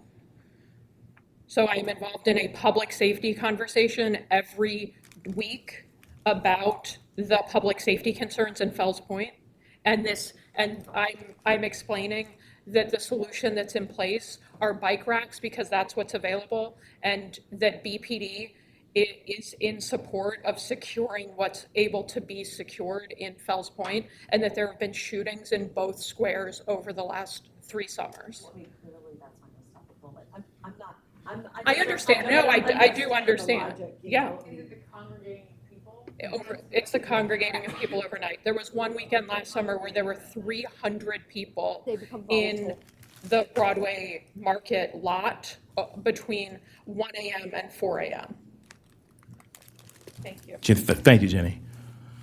So back to our conversation, especially with what Kate gave us as far as information. And as I shared before, I am concerned about if there's a consensus. I am concerned if we have enough information. I know, Evan, you got up and you gave us a lot of information as to, after listening to us, what could be done. So the question is now, after you've shared with us what could be done, are you able to come back and then share with the committee the new improvements you've done or whatever concepts that you put forth so that we can come and give you a decision? I would prefer not to have to come back, frankly. I know you don't. I know you don't. I know you don't. I'm just being. I just want to make sure that when we do this today, there's understood that you understand not only what was said, and not only what you would like to do, but what was being considered. So, Kate, I'm sorry. I wonder if can we do a poll of what people feel about the fencing, or the gates issue? Because I don't know that that's going to change if they come back. Right. Okay, Kate. Next time. I think either people think that it should be gated or they don't. And that we kind of need to know where everybody stands on that so that we can then form a motion that either, you know, does or doesn't. Kate Powell, then Garrett. Mr. Oh, go ahead, Garrett. Powell. I would not like to, I would not like to take a poll on these issues and to query this group as to what their majority conclusion is. That is by its definition, planning by committee. Many people such as me understand these issues but have not come to closure. I think we should return to staff with a directive to the staff to develop a decision procedure whereby there is a negotiation among principals. The staff and others can determine who ought to be in the room and to make that group come to trade-offs. And they're going to be winners and losers. They're going to be compromises. But we cannot, by majority rule, come to closure on these issues with any wisdom. So I will vote no on any notion that that's a good idea. Thank you, I'm not Commissioner sure Garrett. procedurally we can do that. Hold on one second. Commissioner I'm Garrett. just wondering in relationship to Commissioner Powers' concern.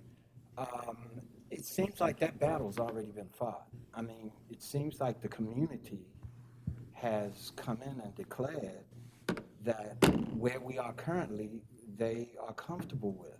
And they are on the ground. They certainly, I mean, I certainly care about it, but I can't imagine that I care about it more than they do, right? And Right. so if they have said we are comfortable and we'd like you to move forward and we don't have any historical concerns, or our historical concerns are limited, I think we should defer to the people on the ground. Kate. I think the only reason I suggested that was to try and have a motion that we could either pass or not pass, Understood. because we can't approve a concept if we don't, either we're going to include that in the concept plan or not.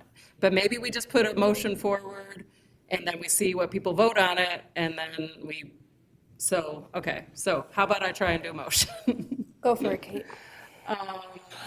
So, approval of concept C.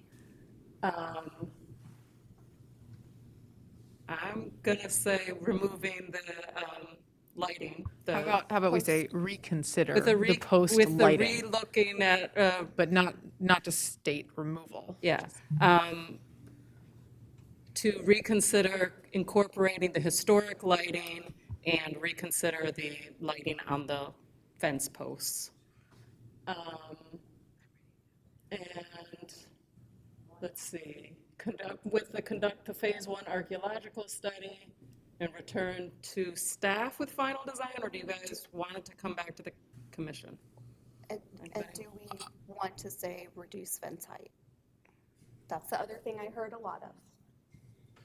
I think for this one. Kate I'm Powell. fine with Hold on a second. Kate, bye. I'm feeling Commissioner Powers' frustration. I get it. I think once you start adding this, then everybody's going to want to add this, and then we're Understood. back to square one. Understood. Yeah, so I'm not, I wasn't, okay, go ahead. Because, I mean, you're stating specifics. Well, and I then was I'm- only saying to conduct the Right. phase one archaeological study and return to staff with the final design and But you were reconsider the about to go lighting. and talk about fence height. I you're about was to talk not about suggesting lighting. that. I was I do not asking. want But to I'm add just that. what I'm saying is that that's where it's going to go. Yeah, It's I gonna, don't there's a wanna add that domino, in. there's I a was domino not- effect, and everybody's going to say, I want them to consider certain things. I think overall, the commission has provided concerns and recommendations. That's right. I think to keep the project going forward, but also to try to mitigate a process here that makes, my recommendation is that makes sense. Approve to move forward, because the concept is that something is going to have to happen in that site, right? It needs to move forward. I get that. The concerns have been on the table. If any caveat I would put on the table is to say, come back to the commission, not necessarily at the concept design, come back for final design, but come back to the commission and show how you've addressed those concerns and recommendations. Well, I think that would fit into what I was just saying. So then we say return to commission for final design. So it's approve concept C, reconsider the lighting, do the archaeological study, and return to the commission for final design.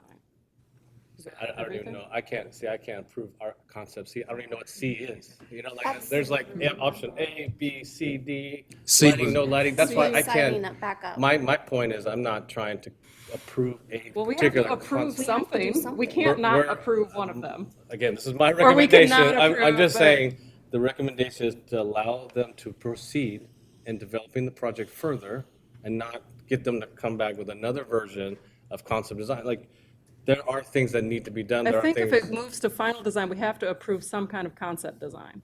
I think they know what, they're on C already, they're good. Yeah. I just think procedurally, it has to be approval I of got you. a concept design of some sort. We can't just So I say, have a go question. on and finish doing stuff and then come back later. We have to Hold say. on 1 second, hold on 1 second. Nicole, you had, go ahead here. Yeah, I'm sorry, I have a question. So are we, when we say option C, are we referring to the option that was, okay, that one? Okay. Do I have a That was the one second? that melded the two and addressed the staff's recommendations and the community's recommendations. So that was the most recent one. But can you Second. reread it, please? Did you write it down? I have approve concept C with conditions, and that's reconsider lighting on fence posts, reconsider removing the historic lighting, conduct phase 1 archaeology study, and return to commission for final design. Had a first, I had a Rockwell was second. second. All in favor? Aye. All opposed? Do we need to do a poll? Yeah, we have to go around. Okay, we have to go around. I Or, can't. well, Hold on 1 second. Can I ask another question before we vote? Of course you can, About- sir. To what Kapow said, I mean, it seems to me like these concepts are all similar enough to each other that we could potentially just say we approve the concept without stating which concept number it was, letter. Can I have Commi- one oh. clarification? Yes, sir. And Kate, in your motion on the table, that permits a decision to lock the place at 9 or not? It does not, we're not talking, yeah, it can be, we're not, Okay, so that's not determined. it's not determined. Yep. That would be for them to, I mean, option C does incorporate that, so I guess it is in the option C. It's in there. They could decide to take it out if they wanted to. Peter, you want to say something, Peter? Yeah, just point of clarification, this motion includes keeping the rhythm of the historic street lighting on the street. Is It that, says did I hear that in reconsider. there? It said to reconsider. It Reconsider. didn't It said say- reconsider, yeah. yes. Okay. Okay. Reconsider, you said removing, but I would say reconsider keeping them, but whatever. Eric, you said you need to know the name, so. A hand raise. Yeah, we had a vote, so let's go through it one by one, because I did not capture that. Are we keeping option C on the resolution, or are we just? Yes, we're keeping option C on the resolution, am I correct? But can you read it one more time, Eric? That's what's on the table. Approve concept C with conditions, reconsider lighting on fence post, reconsider keeping the historic lighting, conduct phase 1 archaeological study, and return to commission with final design. Okay, so it's still there, George. Okay, now we have to do the count. Which would start from that side. Powell's a yes. Wait a minute. Okay, Powers, no. Power is no. Okay, good. Yes. You're good? Yes. Okay. Okay, Dave. Yes. Commissioner Edwards is yes. Dennis, yes. Okay. Yes. I guess since I seconded it, I have to be. Lynn is a no. Yes. Hang on, I gotta find you here. So Kapow Lynn is no, but Morrow is a yes. Yes. Commissioner Battle, No. And Commissioner Langmaid. No. All right, we have 1, 2, 3, 4 no's. And 1, 2, 3, 4, 5, 6, 7 yeses. Can I get a double check from staff? That's correct. 3, 1, 2, 1, 2, 7 yeses. All right. Motion passes. The ayes have it. Okay, thank you. Mr. Chairman, give me a moment to check to see if the other applicants are all here yet. Yes, sir.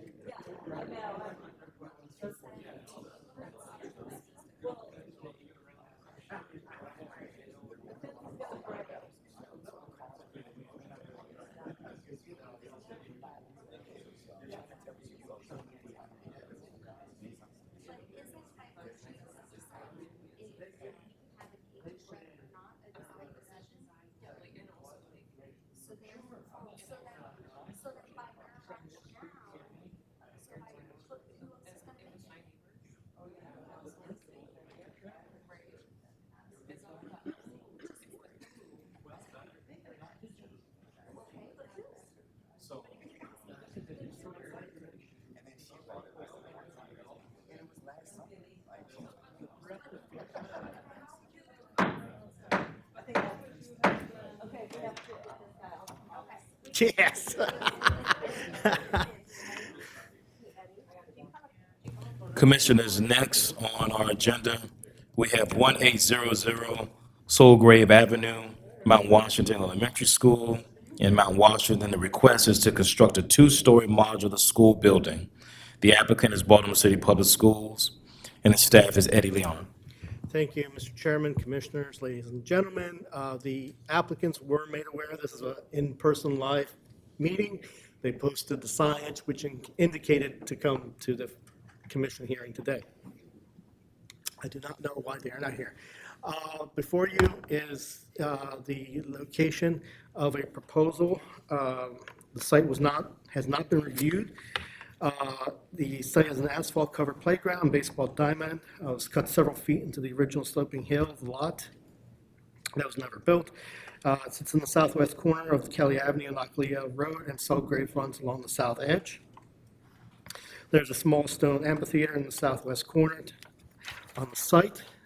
The applicants propose to construct a new two-story modular building on an existing asphalt lot that is currently used by the school. The two-story building will be clad in two material types: siding, fiber cement, and metal.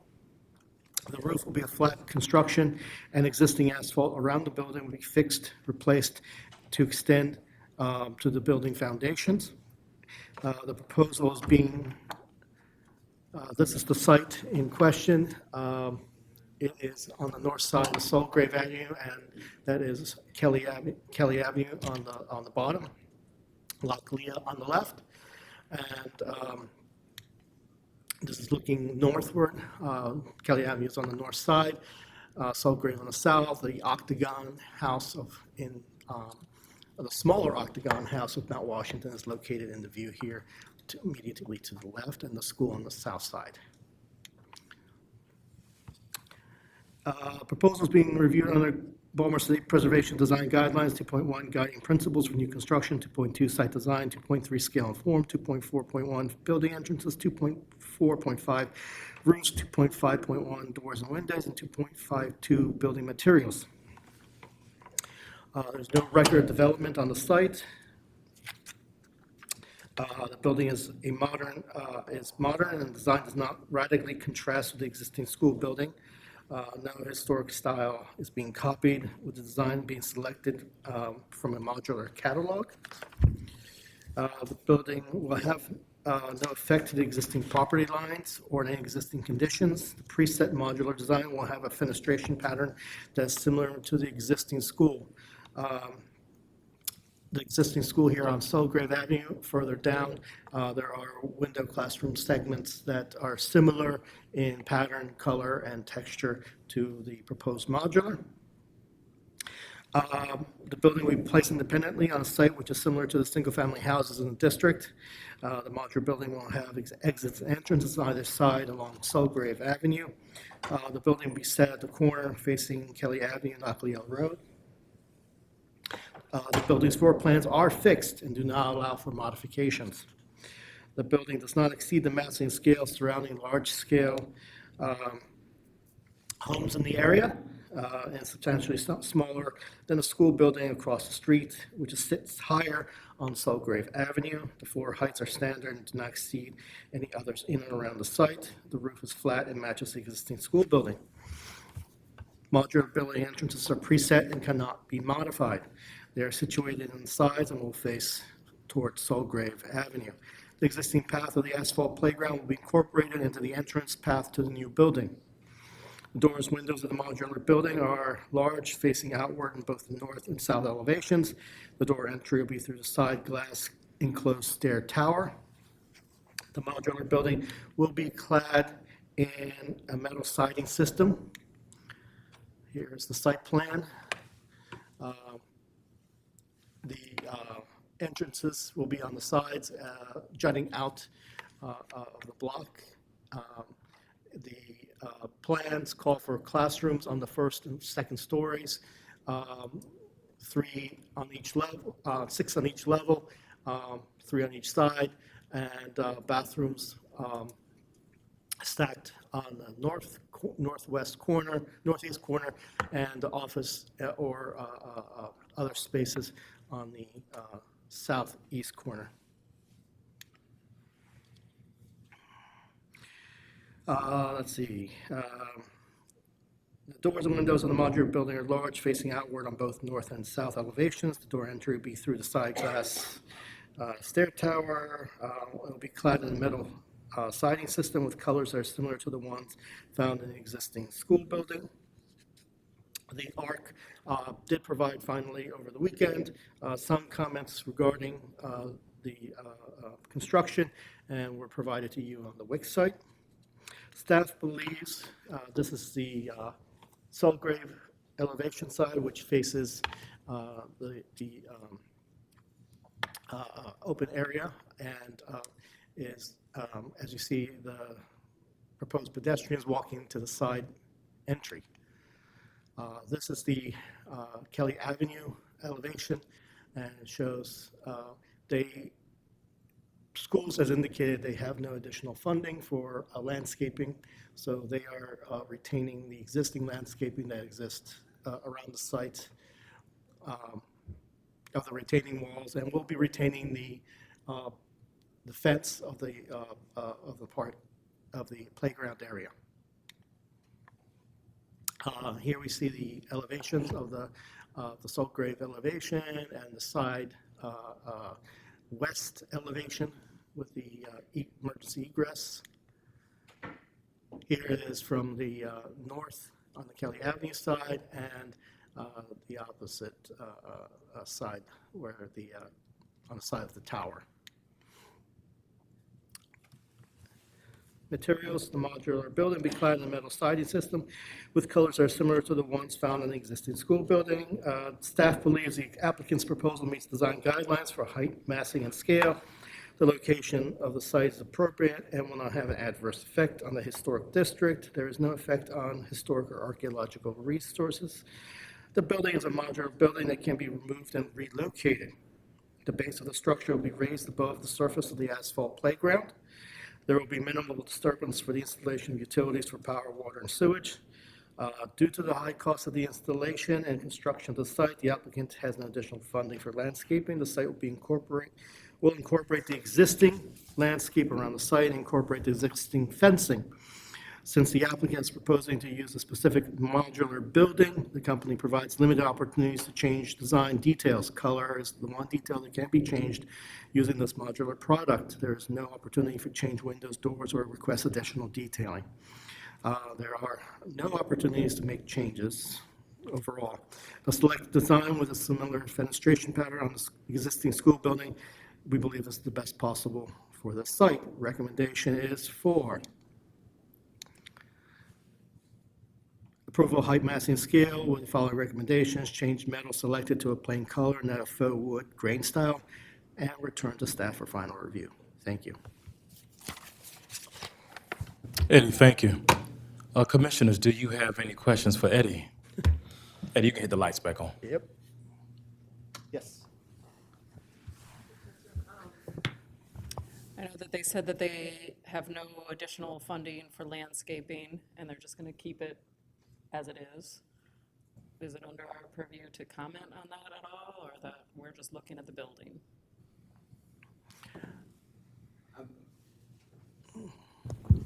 Chairman, I think that we could say anything. Can we compel them to do landscaping? I think the answer is no, but we could Recommend it. ask. Has SPRC reviewed it? This is just a question.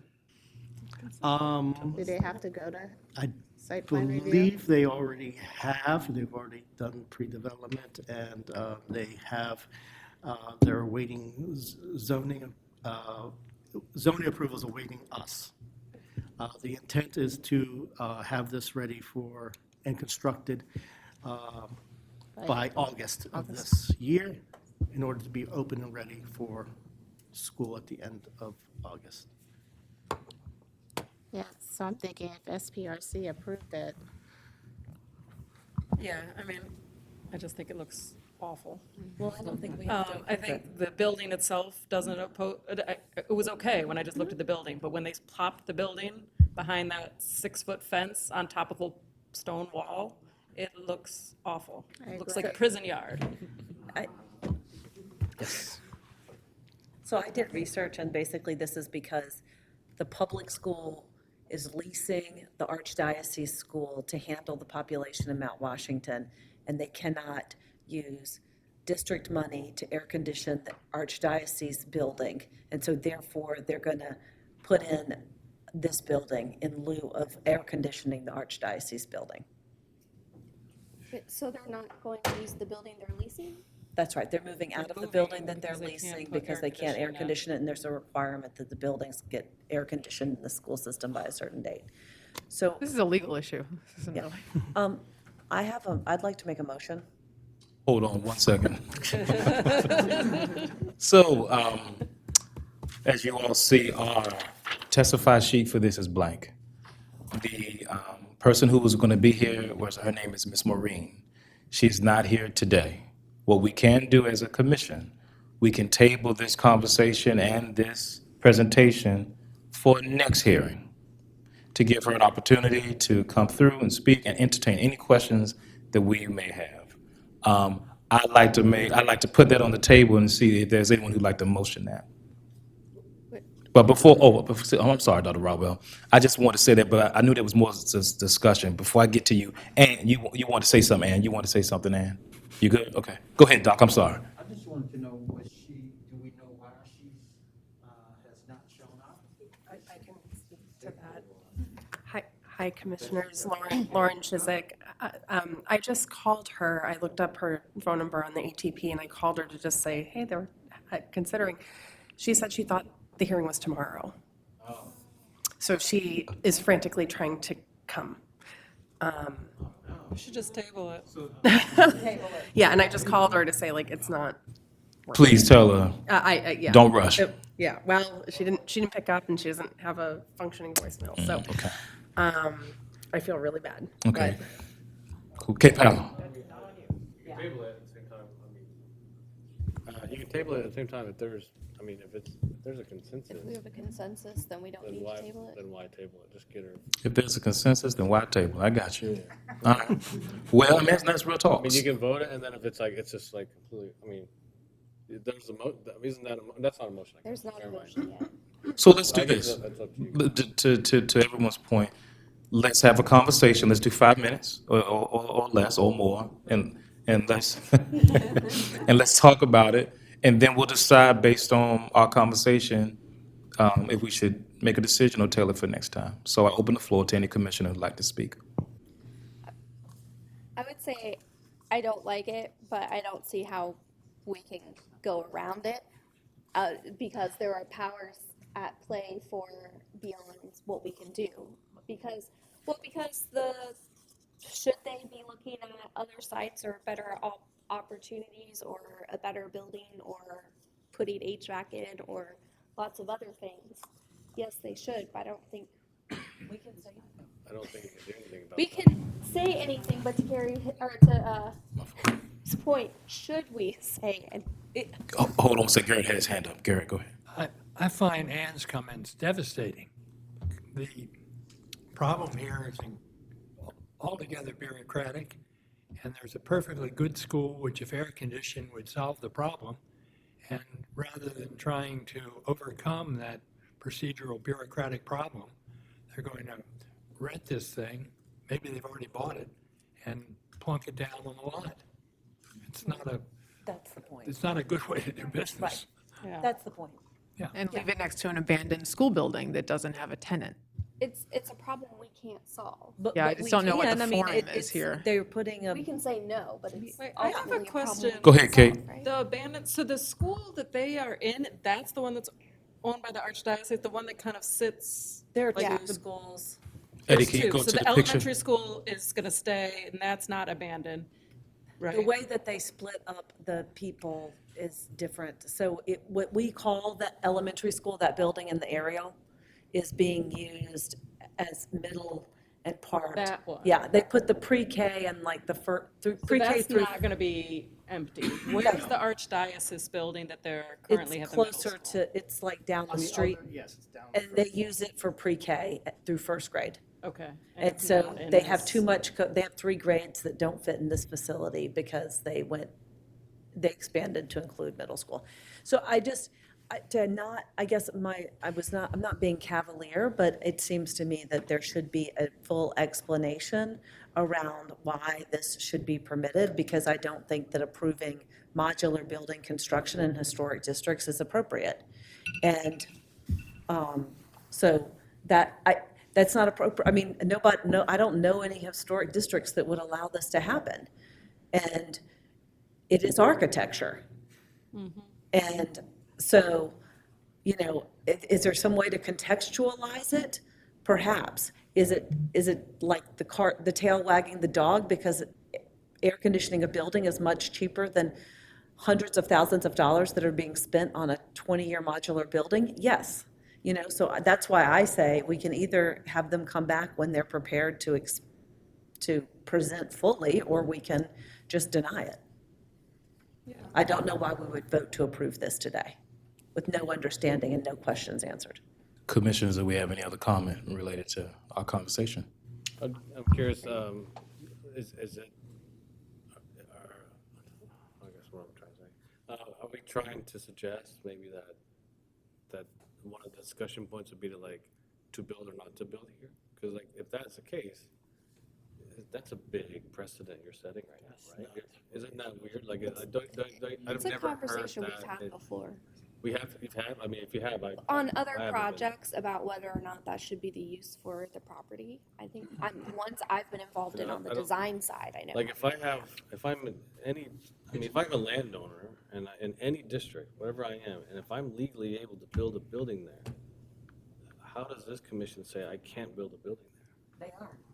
They're going through zoning variances.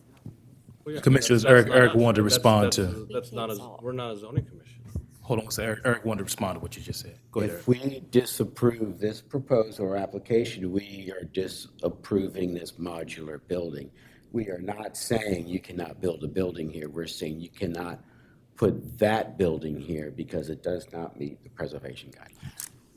So as I mentioned before, and I will we could continue having a conversation, but with the questions that we're asking, the question is, would the person or the applicant's presence being here help a lot of the questions that you all are asking to give you a discerned decision to make to be able to go forward with the project?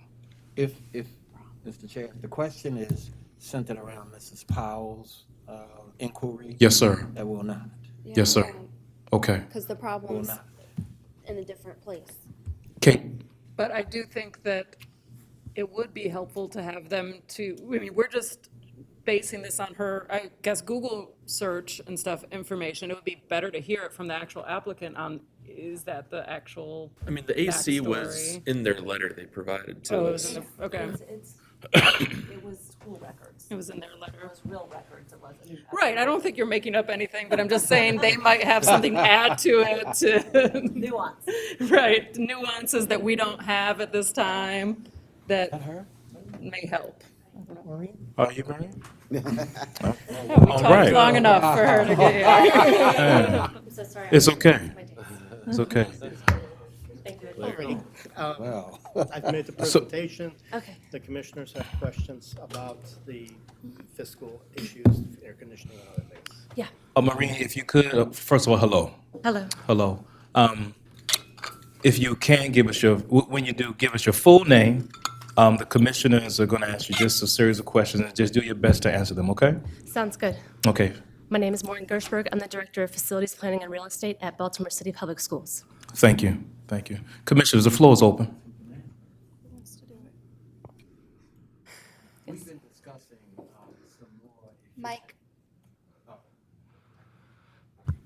We have been discussing a potentially more efficient use of funds on the part of Baltimore City Public Schools. We've looked at the fact that it is our understanding that the reason for the move is primarily based upon the decision, not the decision, but the inability to invest money in the Archbishop School for air conditioning. So it's not an inability. So we looked at what it would cost to put in air conditioning there, and then also the overall cost. So we pay rent on it every single year. We pay taxes, we pay insurance. There's a lot of money that goes into that. So it wasn't our inability. We are able to put that investment into the lower grades building if we wanted to, but fiscally it didn't make sense for city schools when we could be putting an investment into something that we own ourselves and is not going to be costing us X amount each year. Got it. So our understanding is then you'll be completely abandoning the Archdiocese building. You won't have any school functions in there at all. That'll all be completely replaced by this building. Our lease is set to terminate, I believe, in 2025, and so at that point, we wouldn't renew it. And they already know, like, we've been in discussions with them for some time when we were first looking at the feasibility of putting AC in. And so they're aware right now of our intention to let our lease expire in 2025. And at that point, yeah, the district does not have a plan to use that building. because it's unair conditioned. So then, this building is proposed to be a permanent solution for this neighborhood. It is at a minimum a 15-year solution. We like to say that our relocatables are not ever the most ideal or permanent, but it would be at least a 15-year commitment, yes. And So- even if something were to happen down the line, the existing building, you can't really put an addition onto it. So if something more permanent did come online, it would likely be on this site. So then, what is the impetus behind doing a panelized building rather than a built structure? Because this has very limited options. You guys, our understanding is it has very limited options. So what was the decision behind going this way rather than a traditional design route that would allow flexibility to fit in with the neighborhood more accurately? Do you mean more in terms of a permanent structure versus a modular? I mean, design, aesthetics, how it fits in with the neighborhood, massing, appearance, all those things. Yes, I think that she means permanent structure versus the modular. Right. Okay, so a modular is a lot more affordable than a permanent structure. This has a foundation, but it's not a permanent building, and I believe, again, I'll answer to the best of my ability, the ESSER funds, even us putting a modular, like we had to make sure, does that fit within the rules? Building a brand new building with ESSER funds, I don't believe that's part of the regulations. Like we wouldn't have been able to use those funds for a brand new building just because of air conditioning. With what funds? ESSER. What are ESSER funds? Emergency, they're, I think, really federal funds, and so the district has a lot of those, and so we were able to use those funds to, for this project. And is that part of the reason why you can't do anything about the site? Because those funds don't cover, like, doing something better with the fence or the wall and all of that stuff? Yeah, it's limited. There's regulations around what you can use the ESSER funds for.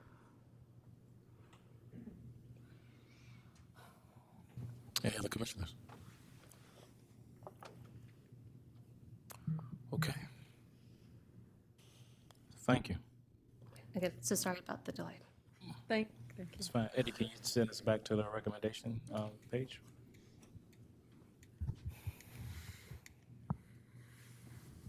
Commissioners, you see our recommendation page. Is there any further discussion that you all would like to give as it relates to what you see in front of you with number 1, number 2? I have one more question. If the design cannot be modified, what final review will occur?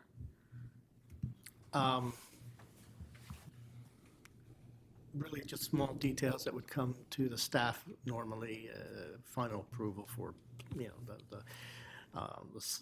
overall final plans that are drawn. The plans we've been submitted are drawings from the manufacturer. So we will get final drawings of the building on site, that kind of. May I ask, Mhm. I'm sorry, yes. Yes. So will the design change? So let's separate it into 2 parts. There's the outside exterior, there's the cladding. So I think at this point in time, we could probably adjust that still.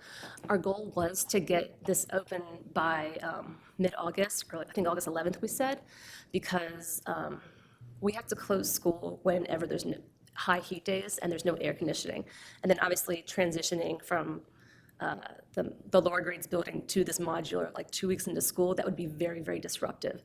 And so making major changes now, while you can't say, oh, it's impossible, we can't do it, that would absolutely impact our timeline significantly to the point where we might not be able to make that August 11th deadline, which was ideal. I know the DPW, like the utilities coming in, like that stuff is really much locked in place. The modular, the design itself, I think there's a little more flexibility in terms of those changes, but if we were to completely revamp that, I think that would probably push the timeline into probably September or October, unfortunately. Does that answer your question?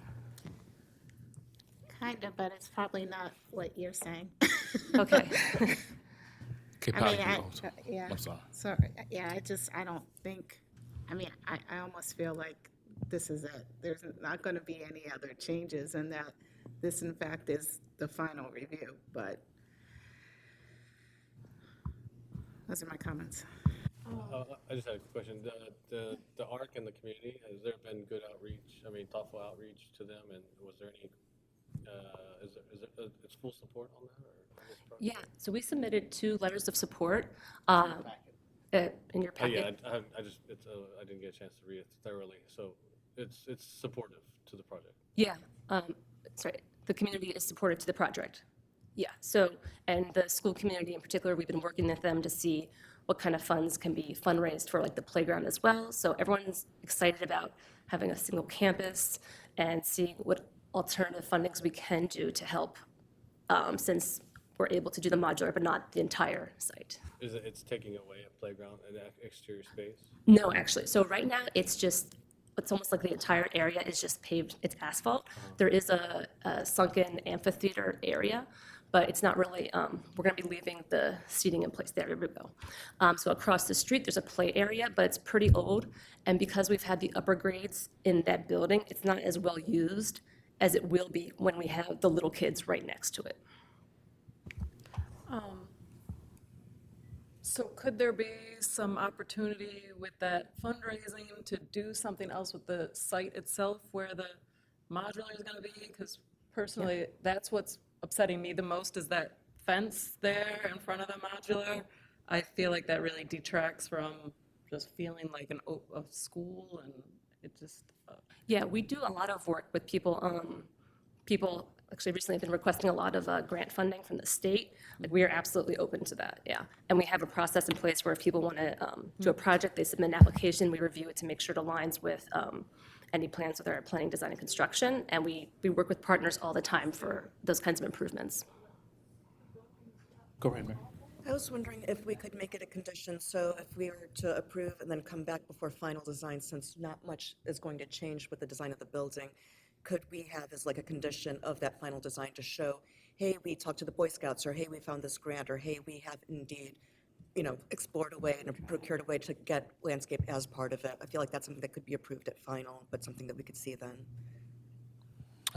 That's a good suggestion. Commissioners, we have a consensus on that? Any thoughts on that? I would feel more comfortable with that if there was something to incorporate some better landscaping around there, like, it just... Is that something we I can find it do disturbing. procedurally, Eric? Yes, I think we could. We could say, as part of the final design, you would like to see efforts for landscaping, fundraising, or a landscaping plan. Okay. I mean, I think you see where we're coming from, and